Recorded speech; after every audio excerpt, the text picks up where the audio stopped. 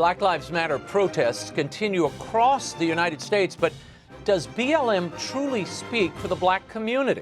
Commentator Candace Owens is here to share her perspective. And the National Catholic Register's Edward PENTIN reports from Rome on the latest Vatican news and his new book, The Next Pope. And Islamic extremists continue their genocide against Christians in Nigeria. What's fueling the hate?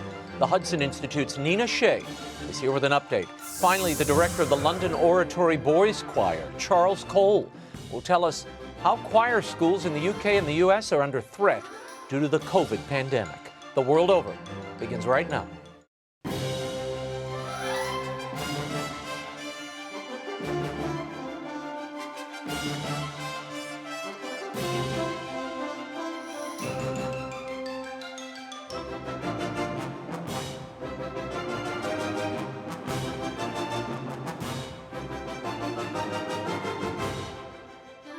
Now, Raymond Arroyo.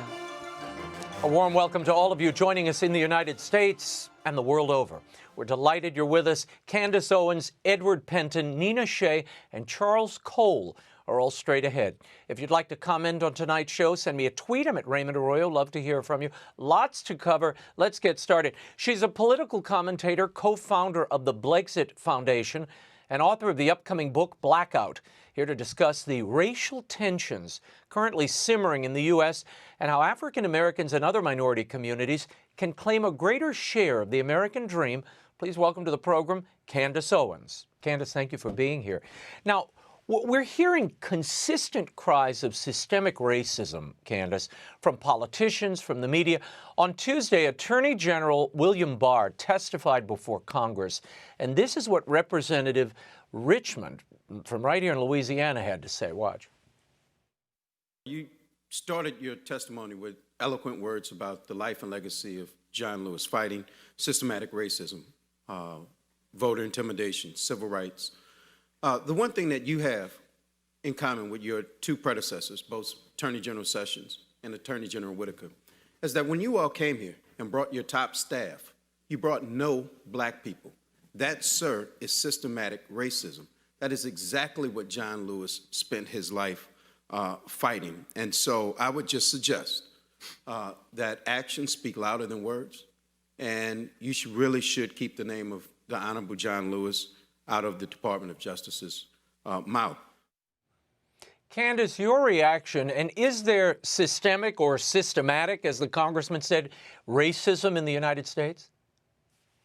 I mean, it's so hard to listen to stuff like that because it's so obviously dishonest. I mean, what a bizarre thing to say that if you walk into a room and you don't walk in with a person of color, you're perpetuating some sort of systemic racism.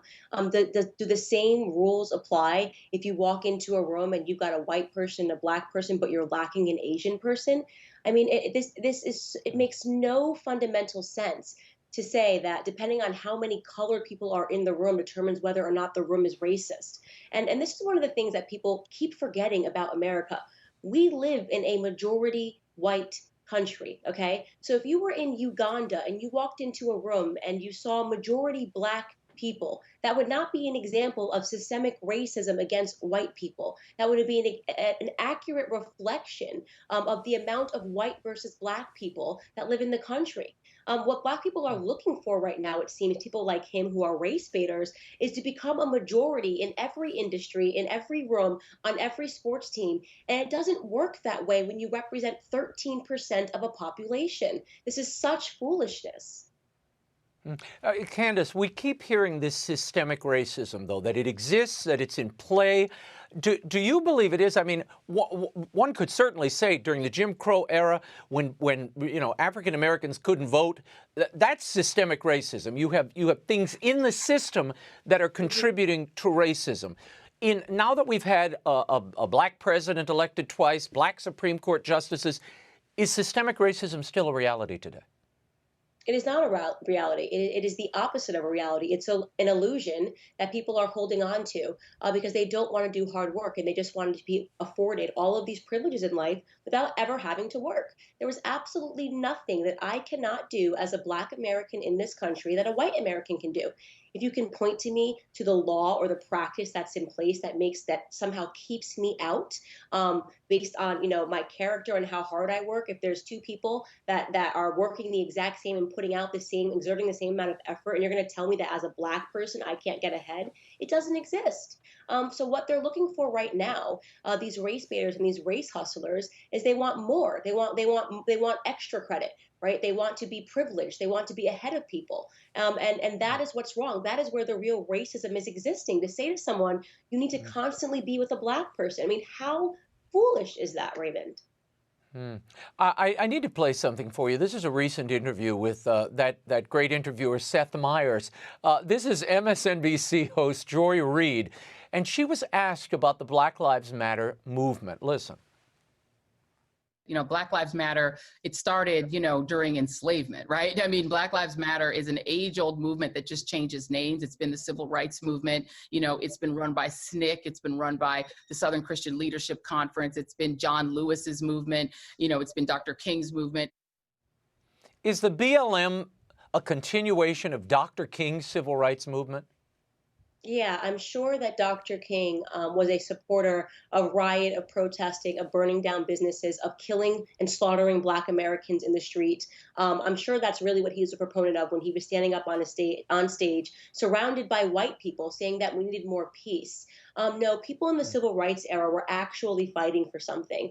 They were actually fighting to put an end to racist practices. What they were really asking for was for the country to actually recognize the things that are promised and afforded to every human being under the Constitution of the United States. And we weren't getting that. We actually weren't recognizing the words of our own Constitution. And then we suddenly did. And what really happened during that period when Blacks were finally granted true freedom in the forms of the Civil Rights Act of 1964 is people went, oh my goodness, now I'm suddenly responsible for myself. Now I actually have to put in the work ethic. Now I can't complain or point to a systemic injustice. And then we started seeing this whole era of white guilt, right? Of saying that, well, no matter what any Black person does, they're guiltless and they're blameless. And we can point to 400 years of slavery to say that's the reason you got a bad grade on your test. What they're really creating is a system where Black Americans are never going to try and therefore never going to get ahead. And that is where the real racism exists, in telling somebody that they're less than repeatedly so they don't even try. And that racism is being executed by and large by the left, by white liberals, and by the Democrat Party. In the same interview, Joy Reid was asked why we're seeing white people increasingly supporting Black Lives Matter. Listen to what she said. It's not just a Black people concern. This is the public realizing if they're coming for Black lives, they're eventually coming for yours. They're eventually coming for your security and peace. Candace, who are they? What narrative's being created here, and who does it serve? No idea. I'm assuming they must be the police officers, because since Black Lives Matter right now, their main thing, the big piece of the puzzle is defund the police. The police officers are going to come for your life, which is just again extraordinarily dishonest. And it's incredible to me that these people are allowed to be on the air and allowed to keep spinning these lies. When police officers save lives, right? When the biggest threat to a Black person on the streets is another Black person, statistically speaking, and nobody wants to have that conversation because, again, this is a narrative. This is not a truth. This is a narrative that is being spun during an election cycle to create division. And so she knows she's being dishonest, and it's incredible to me that she can continue to do that with a straight face, knowing that she is bringing about harm upon the very community that she claims to be speaking on behalf of.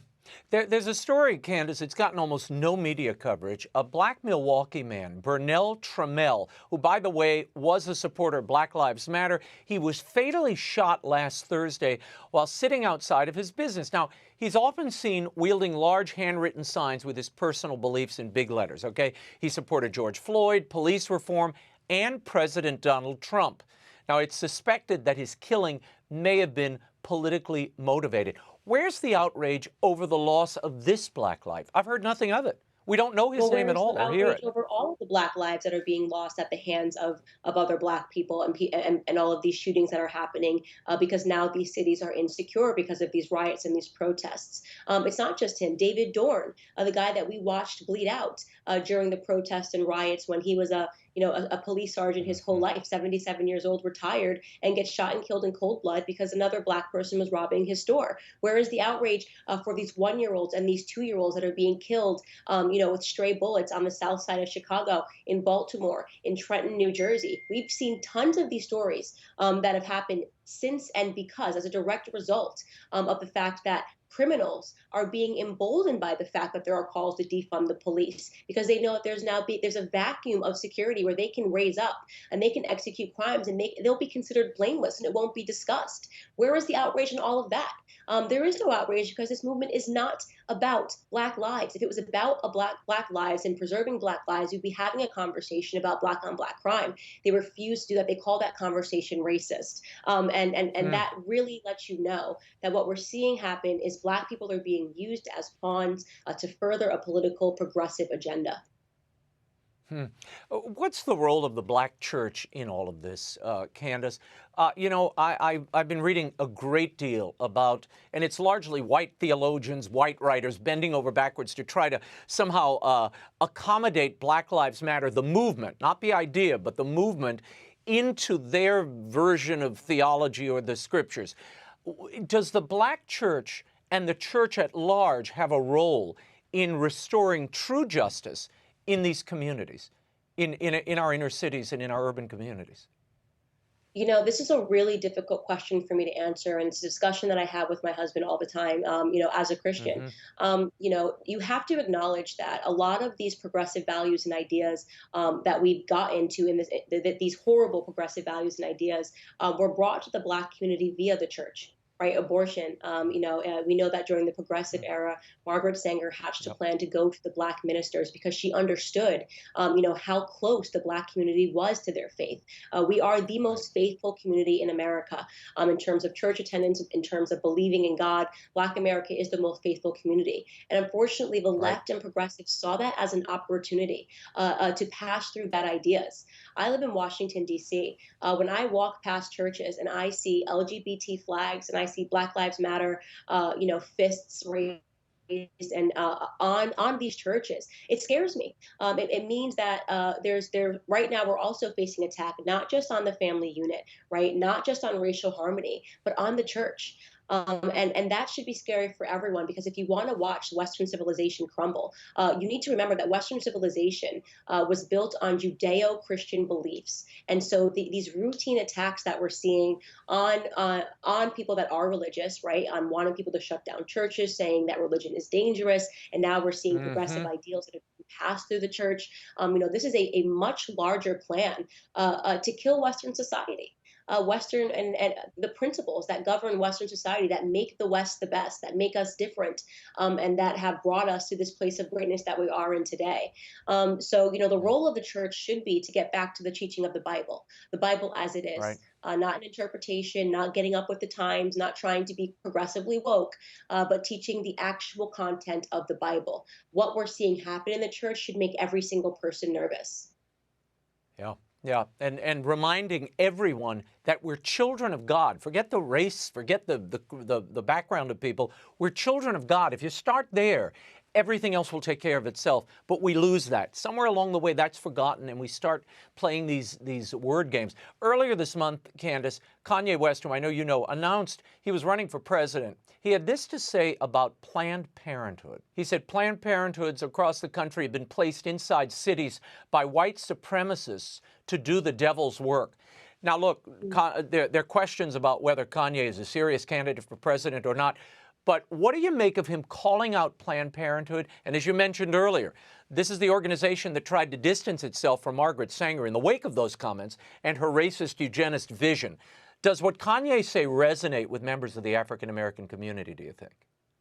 It certainly needs to, and this really gets back to just Black Americans needing to learn their true history. How many Black Americans do you think actually know that Margaret Sanger was an avowed racist and eugenicist, who was a supporter of the Mississippi appendectomies and wanting women that were Black and impoverished to make sure that they could never have children? She was the person who created Planned Parenthood, and Planned Parenthood still, by and large, executes successfully on her dream.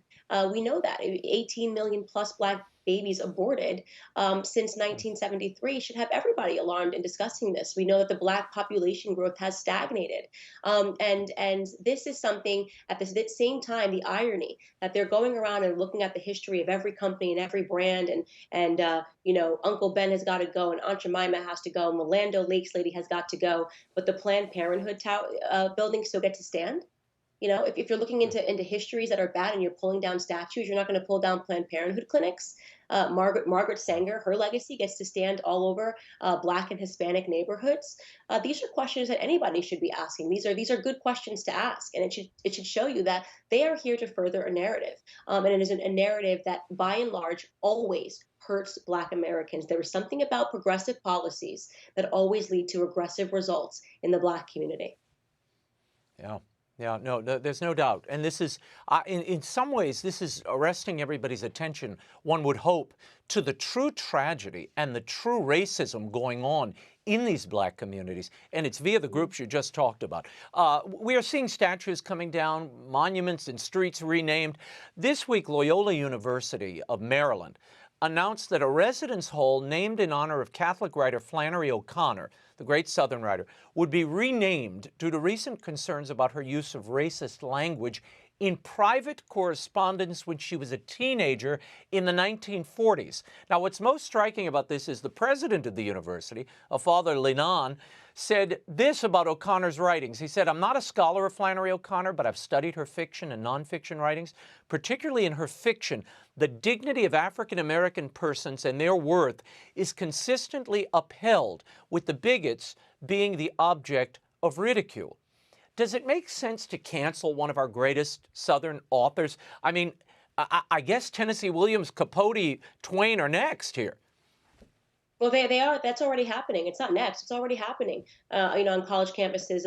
John Locke. These are all of these people. All of these authors that I grew up reading in school are being canceled. They're not learning that stuff. They're being instead replaced with postmodern artists. Postmodern writers and postmodern artists. And these are what the kids are studying. So you want to know why you have so many people that are supporting this? They're learning this actively in school.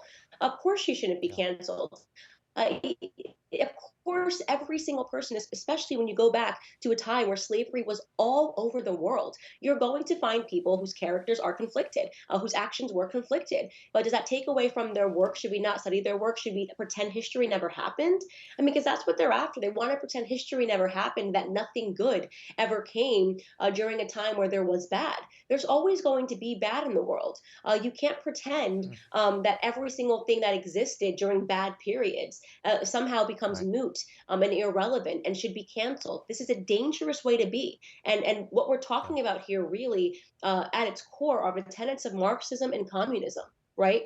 That everything is fundamentally wrong about society. Everything is backwards. The family, the church, the writers, history, everything needs to go. And because they're moving towards some false utopian society that's never going to exist. What's the only thing that's going to happen is you're going to wake up one day and you're not going to recognize the country that we live in.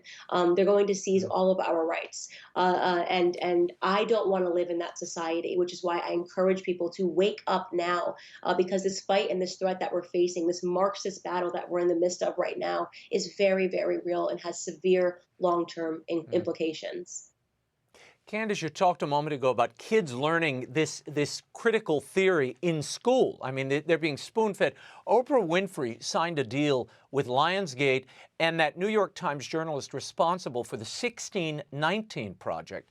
And this will examine the legacy of slavery via the lens of 1619 in television, in film. And this all began with an issue of the New York Times Magazine in 2019 to mark the 400th anniversary of slavery on the continent. Two questions. What do you make of the 1619 Project? And are we going to see a new African-American history here? Is that what this is? It is. That's exactly what it is. They want to just pretend that none of the real stuff that actually happened happened. You're seeing this even. Forget the 1619 project. Beyonce signed a deal with Disney, and she's coming out with a visual album called Black is King. Right, and she's Yeah. got white servants serving her, and it's all about the Black story. I mean, what is that? What are we actually doing here? You're trying to, in a weird way, erase white America, pretend that the colonists never happened, that none of this stuff ever happened. And it's so Mm. fundamentally dishonest because this stuff that they're so angry about, it happened everywhere in the world, right? You want to talk about slavery? Slavery happened everywhere in the world. And it wasn't an institution that was put together by white men. It was an institution that was put together by Black men, by Muslim men, by Black and brown people. This institution was put together. It was white men that were the first to end and abolish slavery. Britain, followed by France, followed by America, being the first countries that put an end to the abhorrent practice of slavery, right? You want to talk about people saying, go back to your African roots. Black is king. We were kings and queens in Africa. Such a fraudulent narrative as we were sold into slavery by our ancestors for things as meaningless as gin and mirrors, right? People don't know this stuff. And what happens in Africa today? There still are slaves, Raymond. There still are slaves. Yeah. You want to actually get impassioned and angry about something? Go deal with the live slave auctions in Libya. Go deal with the fact that in Lake Volta, in Ghana, they have something like 20,000 child slaves working, doing fishing and things for people that are being rescued. This is really a sign of our remarkable privilege and our insulation in America. These people don't know what happens outside. They don't understand how tremendously fortunate they are to be in the United States of America at this time. If you are a Black American and you are breathing in America today, you are a part of the most privileged, elite Black people and white people that have ever walked the face of the planet today. And that's the truth that they don't want to grapple with. Candace Owens, thank you for your insight. I hope you'll come back. Candace Owens' new book, Blackout, hits stores September 15th. Thank you so much for having me. Edward Pentin is next, but first, Mexico's Supreme Court has rejected an injunction that could have decriminalized abortion in the state of Veracruz. Had the justices upheld the injunction, abortions would have been effectively legalized for the first 12 weeks of pregnancy. 4 of the 5 justices on the Mexican High Court voted against upholding the injunction because it would, quote, greatly overstep the constitutional powers of the Supreme Court, end quote. Currently, abortion is legal in only 2 of Mexico's 32 states. Pro-abortion groups were hoping that the ruling would set a precedent, allowing greater access to abortion across Mexico. Joining me now is the Rome correspondent for the National Catholic Register, author of the new book, The Next Pope, The Leading Cardinal Candidates. Please welcome back to the program, Edward Pentin, who joins us from EWTN studios in Rome. Ed, I want to start with some news coming out of the Vatican this week. The Holy See and the Catholic Diocese of Hong Kong were targets of an alleged Chinese state-backed hack of their computer systems. Now, this comes ahead of talks of a renewal of that Vatican-China agreement, according to a monitoring group, Recorded Future. Now, Chinese officials on Wednesday said allegations that the country played a part in the cyber attack was groundless speculation. The Vatican press office hasn't yet commented. What are you hearing about this cyber attack in Rome? Well, I spoke, Raymond, to Father Bernardo Cevallero, who's director of Asia News, which is part of the Pontifical Institute for Foreign Missions, which was one of the targets of the hacks. Although Asia News wasn't, the PIM was, and he said that actually he wasn't surprised at all. They'd been sort of surveilling Asian News as well over the years, and in fact they'd had some trouble accessing their mail server. So he wasn't surprised at all, and he said, well, they've been spying on the Vatican probably for a long time, and he said they're sick with paranoia because they want to control everything. So it's no surprise to him that they would want to control the Vatican as well, especially in the months leading up to the renewal of this provisional agreement. What kind of intelligence do you think China was seeking with this hack? And might this be the final straw for the Vatican, forcing them to walk away from renewing this China-Vatican deal? Yes, it's not clear what sort of information they were trying to get, but probably something so that they could advance their interests in the renewal of this provisional agreement. But also the other aspect to this is Hong Kong. Hong Kong's diocese was surveyed as well, and a lot of the protesters there happen to be Catholic, and so I think they want to sort of try to get probably tabs on them as well and try and control them. The Chinese authorities, the Chinese Communist Party, is very concerned about religions in general because it sees them as undermining their control and threatening national security. There's another lawsuit alleging, and I want to move on to the Theodore McCarrick story, this new lawsuit alleging that McCarrick sexually abused a teenage boy at his New Jersey beach house in the 80s, yet there's still no word on the McCarrick report, which the Vatican's been working on since October of 2018. Are you hearing anything about this? Will we ever see this report? I was told it was done. Yes, I mean, there are various rumours about it, Raymond, and the fact that it's progressing well, apparently, according to some sources, but others say that it's just being continually held up. And I've contacted the Vatican many times over the past few months to see whether there's any progress or whether they could give us any clue about when it could be released. And each time I don't get an answer, and others have had the same experience. So it's very strange that it's been sort of predicted to come out. Even Cardinal Pietro Parolin was very sort of confident and spoke positively about it last year, I think. And so it was big expectations that it would come out soon, but it still hasn't. And it could be partly because of the coronavirus, but I don't think so. I think there just seems to be some delays which critics feel are rather suspicious. And I want to get to your new book, The Next Pope, The Leading Cardinal Candidates. Now, it's really a guide to the next conclave, an examination of the 19 papabili, the most likely papal candidates. Now, some are saying, and I want to get this on the table at the start, Ed, some are saying it's disrespectful to the current pope to write a book like this now. Why did you decide to write it and release it now? Well, the main reason is really because there's been criticism in the past that the College of Cardinals don't really know their brother cardinals very well, and they get placed into this conclave, whereas they really don't know quite who to vote for. They don't have enough. They're not equipped really to know who to vote for. And we heard this at the last conclave. We've heard it before. And it's been sort of exacerbated rather by the fact that Pope Francis is not having these pre-consistory meetings at cardinal-making consistories, where usually cardinals got to know each other quite well in those situations, and those have now gone. So there's no real mechanism for cardinals to get to know each other. Now, of course, the conclaves happen very quickly after they're announced, and that won't give enough time to sort of do all the research that's needed into the potential candidates. And so that's why we wanted to do it now, really, because there's no way of knowing when a conclave might happen, but it could happen at any day.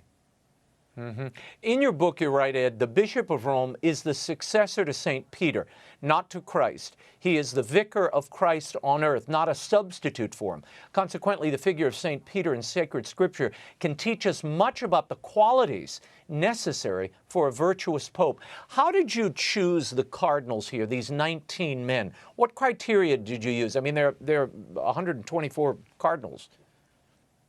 Yes, well, with various criteria, beginning with their reputation, certainly of reputation for sanctity, but also for their teaching, whether they're well known, whether the people were sort of putting them up as potential candidates.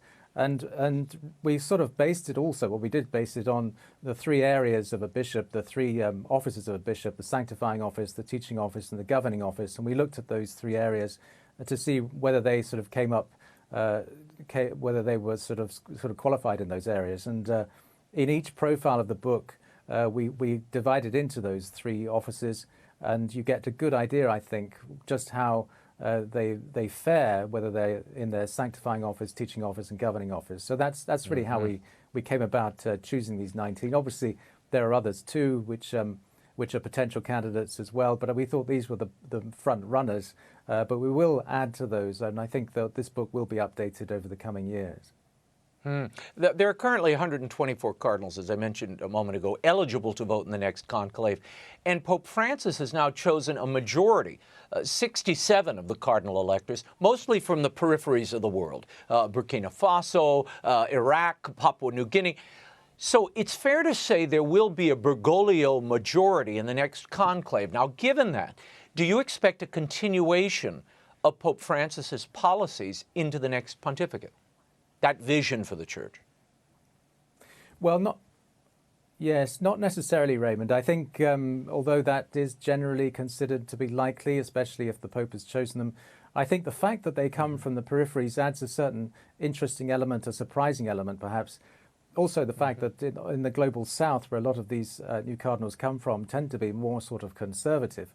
And so whether they would perhaps follow the more sort of progressive line of the Pope is unclear and perhaps not likely. But certainly it adds an interesting element to the next conclave.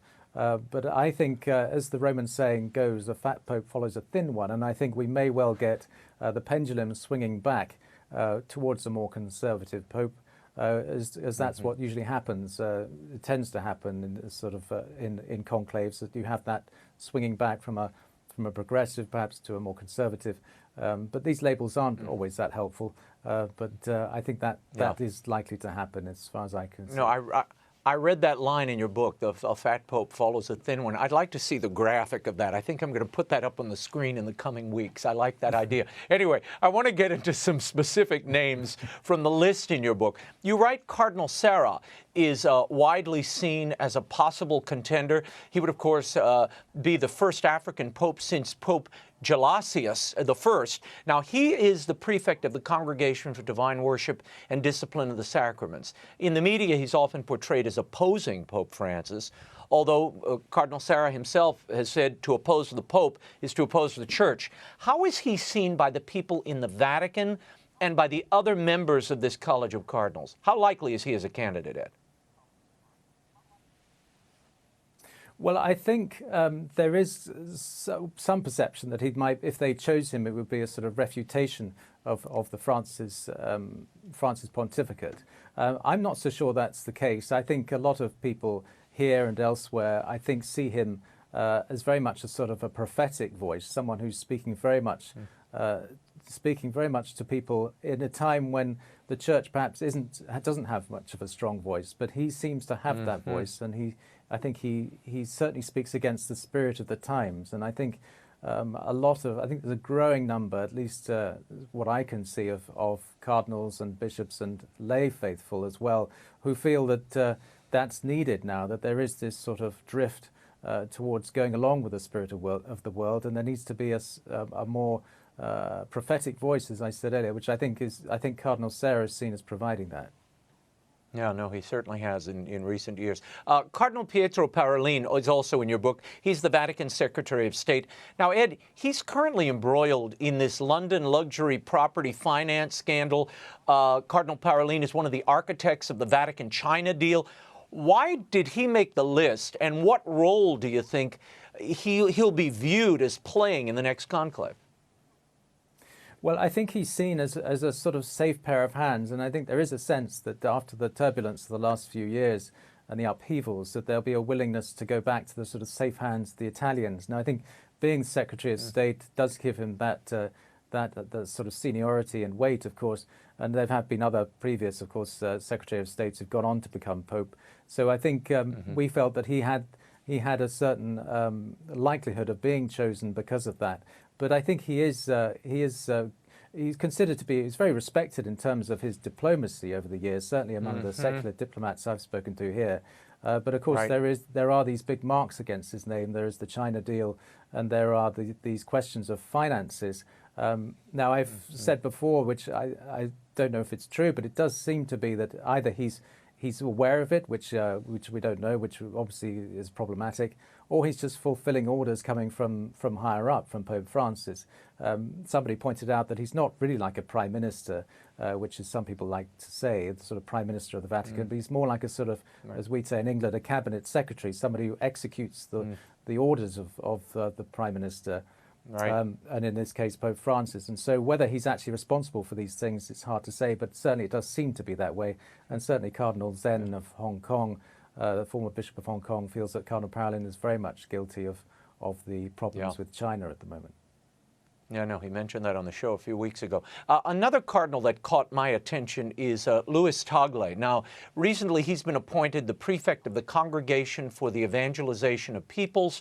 I've interviewed him here on the show. In May, Pope Francis raised Cardinal Tagle to the rank of Cardinal Bishop, a possible signal of his esteem for the former Archbishop of Manila. How is Tagle seen by his fellow cardinals? Well, I think they'd see him also as a potential successor. I think certainly at the Youth Synod, he was seen to be quite a leading contender. He was very popular. He got a big round of applause. And somebody said, a good source there, that that's a sign that he's seriously in the running as a successor to Pope Francis. And we understand that he is rather favoured by the Pope as his successor. There was rumour that Cardinal Schönborn was, but I think he's sort of faded to the wayside a little bit, and that Cardinal Tagle is now the sort of leading contender as far as Francis is concerned. So, he does have the qualities of appealing to the youth, of course, but there are obviously some concerns about him too, which I put in the book. Certain aspects of moral teaching, which he's rather unclear about, but there are certain questions there, and the fact that he was the a student of the Bologna school, which sees the Second Vatican Council as very much a progressive council. Ed Pentin's book, I should say, The Next Pope, it not only is it biographies of all these men who could be Pope, but it breaks down their moral, their liturgical ideas, their theology. It's sort of a comprehensive briefing, if you will, for everybody on what may lie on the other side of this next conclave. Now, Ed, if you had to pick or handicap, let me put it that way, how this conclave might go. Remember, Francis was selected to reform the Curia and bring a kind of South American zest to the Church. What do you think's next? If you could sketch out the man that the Church needs in this moment, what would it be? Well, I think, as I said earlier, I think someone, not necessarily Cardinal Sarah, but somebody with his qualities of somebody who can really speak to the faithful, to the sensus fidelium, who really gives them gives them strength and affirms them in the faith of how to deal with the world today. There has been criticism that Francis hasn't done that. So obviously some feel that he has. But I think that element, sort of moving a bit more to the sort of the conservative side and upholding the sort of non-negotiable teachings of the faith, I think that's something that the cardinal electors may well be looking for in the next pope. I should say that, Raymond, this book, I'd like to say that this book is the work of a lot of hands. It's not just mine, and I do express a lot of thanks to all of the researchers that helped with this book. It took place over a number of years, and it's a lot of hard work, a lot of research. Well, it shows, and it does, I hope, give the reader an idea of who they would choose for, and I think that's what makes it important for the faithful, that they get an idea of who really could be Pope, and it kind of allows them to make up their own mind. Yeah, no, Ed, I wish we had this book several years ago. During the last conclave, Chris Edwards, my producer, and I put together a book, and Bergoglio was he was the last guy in our book, but he was there, but we had to kind of, hodgepodge this and put it together ourselves. So this is a real resource. I mean, half of our work is done, Ed. I thank you for that. Father Antonio Spadaro, the Jesuit confidant of Pope Francis, was interviewed recently for a German Catholic monthly, and he says whoever becomes the next Pope won't be able to go back on the reforms of Pope Francis. Does Father Spadaro know something we don't?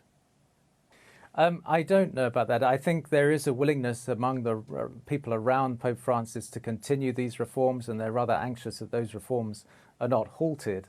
And I think that may be part of this. I think there's a sense that, and it's been said before, I think Archbishop Victor Fernandez, the ghostwriter of some of Pope Francis's documents, has said this as well, that there's no turning back.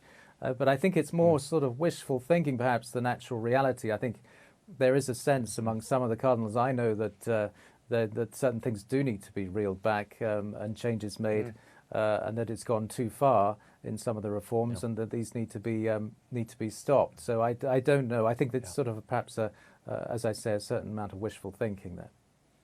Yeah, well, there's certainly a lot of turmoil in the church and the world today. And I think I'm probably talking to some of the cardinals you're talking to and maybe some others, but they do express a need for calm and that solid foundation to be reestablished. People are yearning for, the things they can hold on to. And right now, everything seems at sea and up for grabs. So this is going to be a fascinating conclave. And the next Pope, the Leading Cardinal Candidates by Ed Pentin, will play a big role. It's almost a handbook to the conclave. It's available at bookstores everywhere, online, and at EWTN's religious catalog at EWTNRC.com. Ed, thank you so much for being here. Thank you, Raymond. Nina SHEA is next, but first, Turkish President Erdogan ordered the conversion of the Hagia Sophia monument into a mosque this week.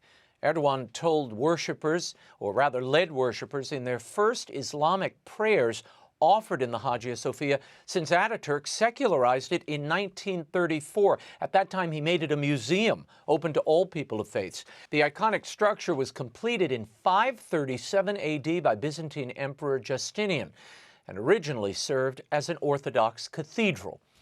The decision by President Erdogan has caused an international uproar and is seen by many as causing an unbridgeable rift between the Muslim and Christian worlds. More on this with my next guest. Christian churches continue to be attacked and vandalized all over the globe, while Islamic extremists actively persecute Christians in Nigeria in what's being called a religious genocide. What's fueling all the hate, and why does much of the West remain silent? Here with an update on these hot spots and others is Director of the Center for Religious Freedom at the Hudson Institute, Nina SHEA. Nina, what's the significance, first of all, of Turkish President Erdogan's decision to convert the Hagia Sophia in Turkey to a mosque? What's he trying to convey here? He's trying to convey that he is bringing back the Ottoman Empire. He is also trying to convey that the Islamic supremacy, because this was, as you pointed out, for 1,000 years, a cathedral, and before that, even in the 300s, it was built as a church. And he started in March by praying in Hagia Sophia a conquest verse, a conquest of Christians. So this is highly symbolic. He is saying that Saudi Arabia is no longer in charge of the Sunni Muslim world, is no longer the leader, but he is. And this is going to be a neo-Ottoman country, or maybe even an empire. So it's all very symbolic and signaling of his political ambition. What does it mean to minority faiths in Turkey, though, Nina? Well, this is the backdrop of the story, Raymond.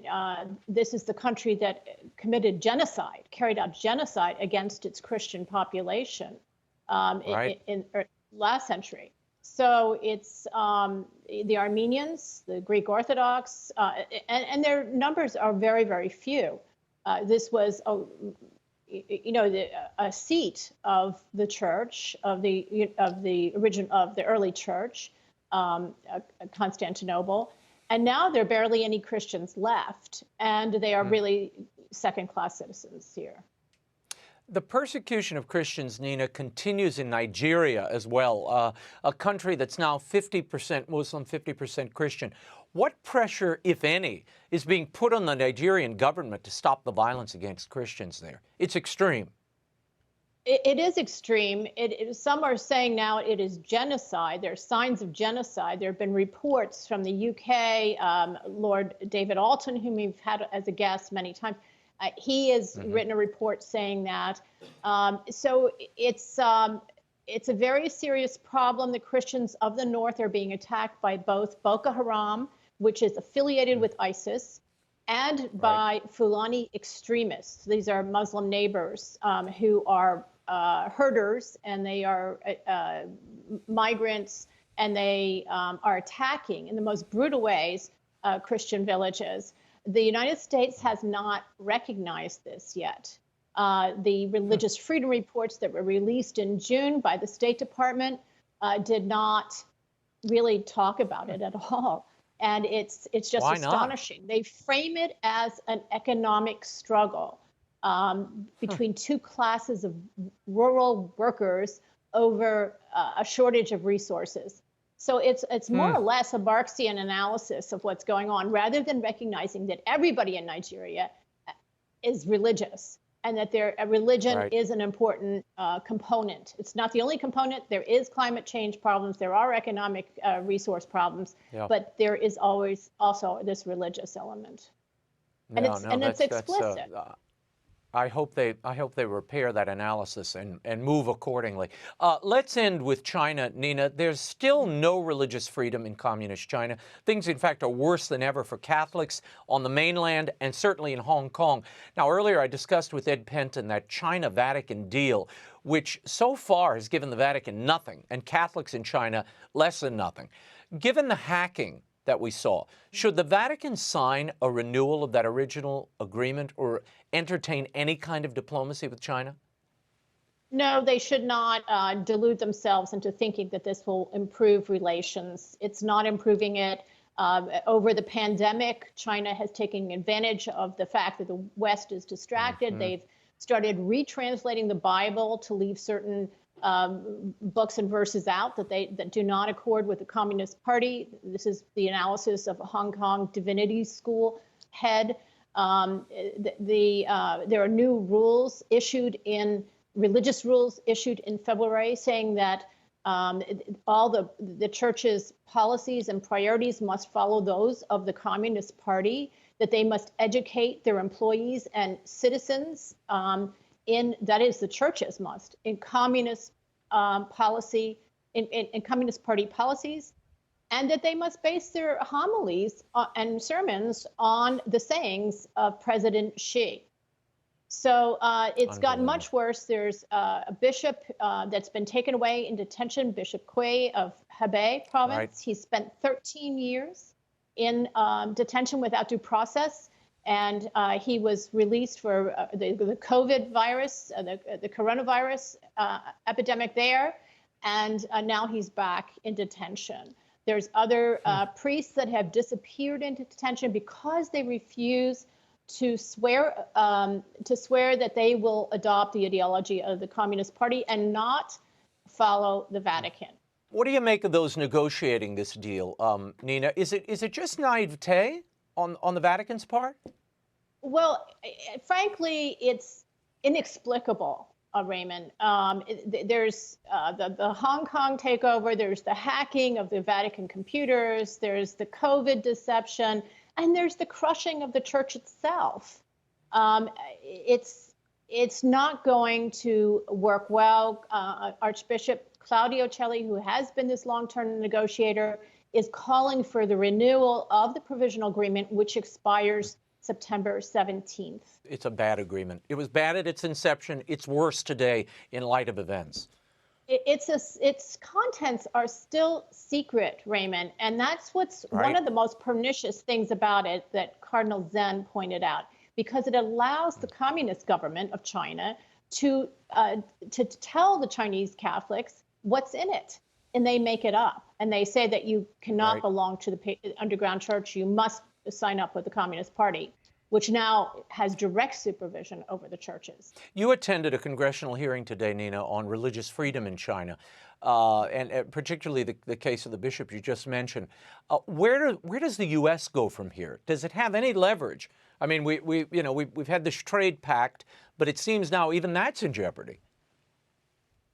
Well, I think it's very important that the United States keep applying economic pressure, targeting it against those who are most responsible for this repression, no matter how high it goes. And also, we must work on a workaround so that for their firewall, their internet firewall, so that we're able to get the truth and information and the scripture to the Chinese people. The Bible and catechism is completely banned for young people. Churches are not allowed to have people under 18 in their churches. How do they expect, how does the Vatican expect that there will be vocations to the priesthood or to the Protestant ministries, that there will be a new generation of Catholics under this and Christians under these rules, without with the censorship of the Bible that's going on now, and then indoctrination from the pulpits, because that's now being required. Christianity, which was on a trajectory to be the largest church in the world in China in just a few years, will be lucky if it has any remnant Christianity left, because the underground is being absolutely crushed. It's going to revert to a small, very trusted circle of Christians praying in their homes, almost like the North Korean model. And it would be enhanced by having access to internet information and education. It's a heartbreaking situation, and we have to stay on top of it, and I thank you for keeping us up to date. Nina Shea's reports on the persecution of Christians around the world and all people of faith can be found at hudson.org. Thank you, Nina. Thank you, Raymond. As countries begin to cautiously emerge from COVID lockdown, and some haven't, choirs throughout the world face unexpected challenges as questions have arisen regarding viral transmission through singing. Silenced for months, choirs have had no rehearsals or performances, and for children's choirs, this lack of schooling and training is particularly difficult. Joining me now to discuss the challenges he and other choir directors are facing throughout the world is director of the London Oratory Schola, Charles Cole. Charles, welcome back to the show. Now, due to COVID, singing is being discouraged or even banned in many dioceses throughout the world. How many months has it been since you and your students were able to rehearse together? Way back in March was the last time we actually sang physically together in the same room. We were making a recording, and the very next week, the lockdown came in and school ended and everyone went home. So since then, we have been singing on Zoom. We've got we've used the software to try and reconnect. But of course, you can't really do that terribly successfully, because singing across the internet involves latency and lag and so forth. But it's been something for us to keep going. Now, there have been a number of preliminary studies, including two in Germany, which demonstrate that singing is perfectly safe as long as sensible precautions are put in place. Is there no way for you all to rehearse in person, out of doors? Outdoors is very difficult for singing, because what singers really need is a nice acoustic, a nice reverberant acoustic, and singing outdoors it can be quite deadly, really. So I'm hoping that we can be able to sing indoors again very soon, and obviously within churches, if we can. Cloisters are quite a good option, because that's half in and half out. Wow, that's true. That's true. Now, what are the consequences for developing voices to not rehearse for this period of time? I mean, not to mention normal day-to-day school experience that your students are missing out on.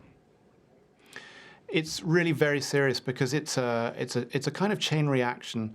The youngest boys are learning from the boys who have been singing for a year or two longer than them.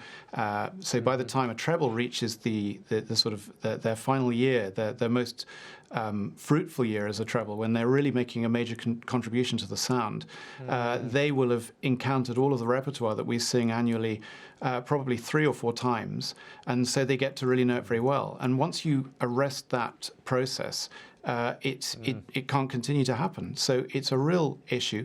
And also, of course, this concerns all children, but for boys specifically, the changing voice is also a very major thing. Right. And when a voice starts to change, if you continue to sing on it, you can kind of track the changes, and you can move with it and learn how it's now starting to work and so forth. If you don't, if you cease singing and then you come back much later, you're left with a very, very different and kind of alien landscape of your own voice, which is really difficult and can be very demotivating. Yeah, well, this type of singing, it's all about blend and accommodating your voice to the others, and pitching it in just the right place depending on the repertoire. Now, schools in London will be opening in the fall, but with strict social distancing guidelines. What's the outlook for resuming some kind of rehearsals for the London Oratory or returning to singing at masses in the fall? Do you foresee that? I'm really hoping that we can. There's a kind of narrative that's gone on about singing, which, as you've described, is really very, very negative. But I think there are ways through this, and we really, really need to find those. I think one of the really key things is ventilation. What we're going to propose is that the boys can rehearse in a large internal space, but it will be really, really well ventilated. I've just taken delivery today of some huge ventilating fans and ducts, which I've put into our school chapel, and it looks quite extraordinary. But the amount of through draft that these things pull out is amazing. And so if there is a danger from these aerosol droplets, then this should mitigate it because it removes them completely from the equation. It has to be said, there hasn't yet been a single incidence of a scientist actually finding any viable virus in any of these aerosol particles that could cause an infection. So we don't know that this is a problem, but if it is a problem, we're trying to get rid of it. Very good. Charles Cole, thank you so much for being with us. I hope you find a solution and that those voices return again very soon. You can find out more about the Schola at the London Oratory Schola at londonoratoryschola.com. Thank you, Charles. Thank you. And as a reminder, all 3 installments of the Will Wilder saga are now available in paperback, audiobook, and hardcover. I got a tweet the other day from somebody asking me, where's book 4? I'm working on it, I promise. Visit willwilderbooks.com for a preview and order yours today. Also, we are a podcast here at The World Over. It's available on iTunes and Spotify. Listen to The World Over on the go, wherever you are. That's all the time we have for now. Be sure to catch us next week. Until then, we'll be scouting the world over for all that is seen and unseen. On behalf of the staff and crew of EWTN News, thank you for watching. I'm Raymond Arroyo. Bye now.